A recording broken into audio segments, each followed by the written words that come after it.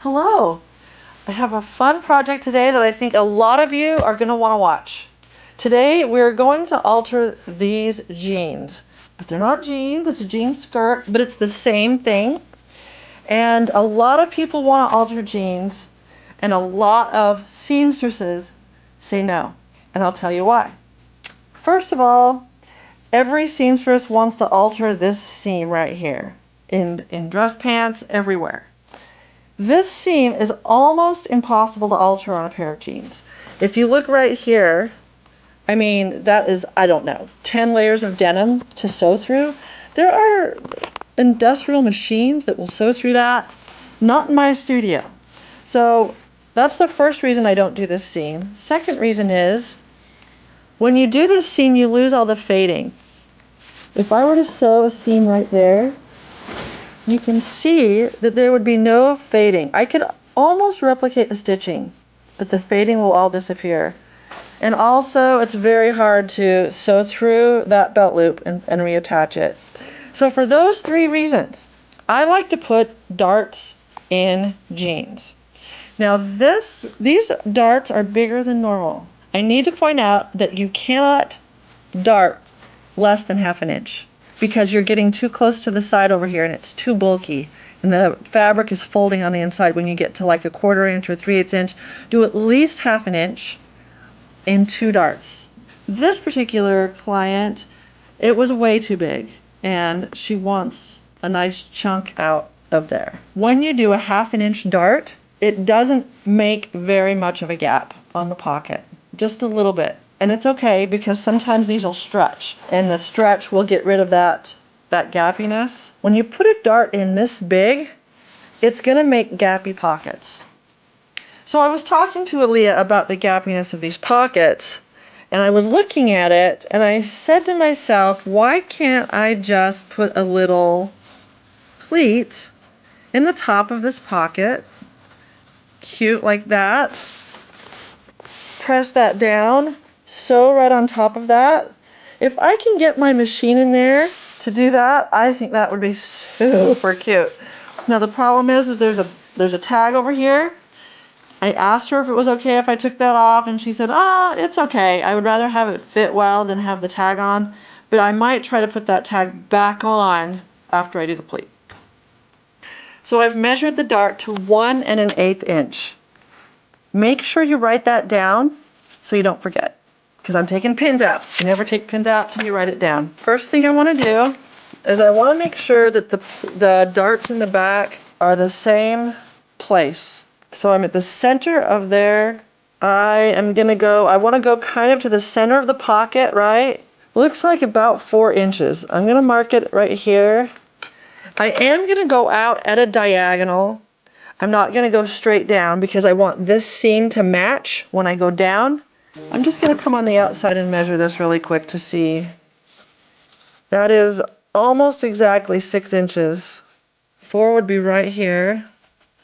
That's right above the pocket where the 3 would be. Let's see. 3 is going to be right here. But I do want to come at an angle for this seam so that it will match. And so I'm going to take this over 1/2 inch to 3 1/2. So we're going to go 3 1/2 to 3, and we're going to go at a little bit of an angle.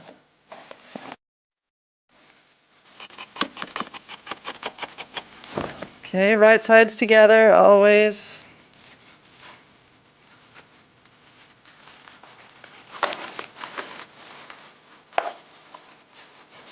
I'm just going to find the mark on the pocket. I'm going to pinch right sides together, right on top of that mark. All right, and now that seam feels like it's right on top of each other. All right, so I'm going to sew 1 1/8. You have to do 1 1/8 all the way from the top to the bottom of the waistband, otherwise it won't fit right. I'm going to pin it all the way over here so I don't have to sew on it, maybe. And we're doing 1 1/8. What happens if you have a very nice sewing machine that doesn't want to sew over all these layers? It's kind of a problem. This Hope she's a rock star, And she will sew over just about anything I ask her to.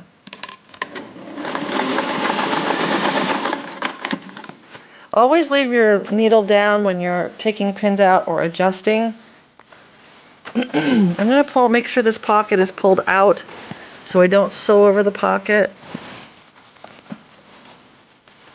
All right, let's go, Hope.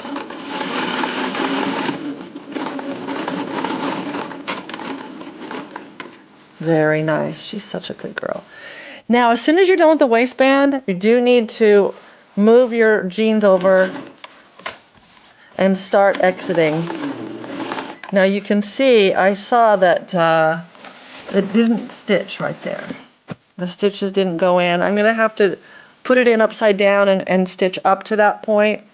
But until I do that, I've got to exit down here. There's a pin right there. We're exiting. We want to exit as soon as possible. Okay, it does take a minute. It does take, 4 inches or so to exit. 3.5 inches to exit. Let's see how if my seams matched. My seams match pretty well. I'm not happy about that. I'm gonna redo that because I want that to match. See how nice that looks when it matches? I'm gonna redo that part because I have to put it in upside down to get it to stitch right there because it's coming off this big cliff. I'm gonna just take a couple stitches out and see if I can get that to line up a teeny bit better. Put it in like this. I'm trying to pull the top one down a little bit.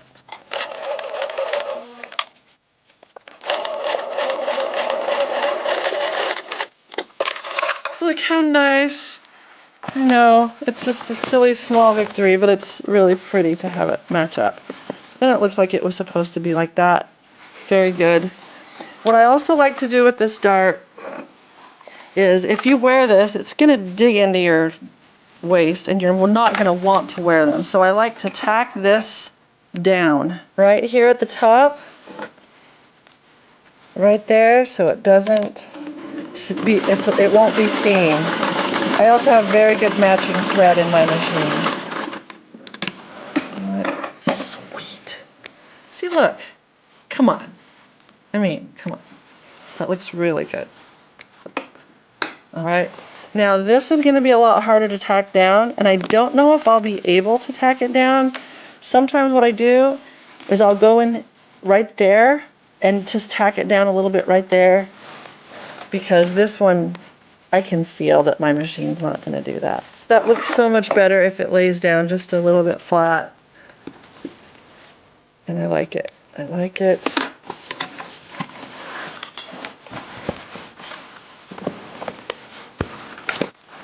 Okay, that is looking good. And now we have the puckering pocket, which I'm now going to fix by putting a pleat in there. I'm going to take this off, and then I'm going to fold the pleat. I'm not going to measure where to fold that pleat because I'm just going to do it at the top of this. Now, how much should we pleat in?